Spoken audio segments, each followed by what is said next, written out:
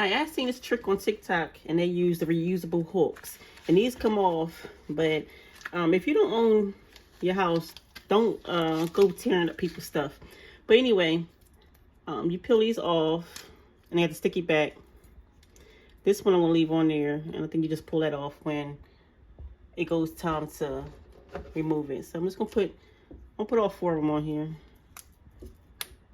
I'm not gonna use all 4 now. I'm just gonna use 2, but I'm gonna put all 4 hooks on here now.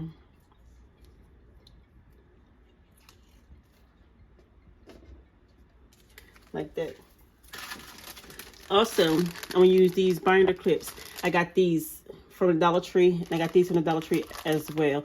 Binder clips, and there's 4 in the pack over here. So I'm gonna just take these off, and this is how it's gonna hang. No, it's not.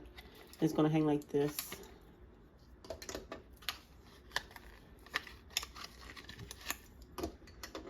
And I'm gonna show you what we're gonna hang on here. I usually have like these little packets from the Dollar Tree as well of seasonings. Like this. I got this from the Dollar Tree, but I got this from the market. And I had used 2 packs, a pack and a half. So this is the pack that I had left over. So you just clip that on and you hang this like so. And this one like this. So you won't have them just tossed in a cabinet. You'll have them on your cabinet door.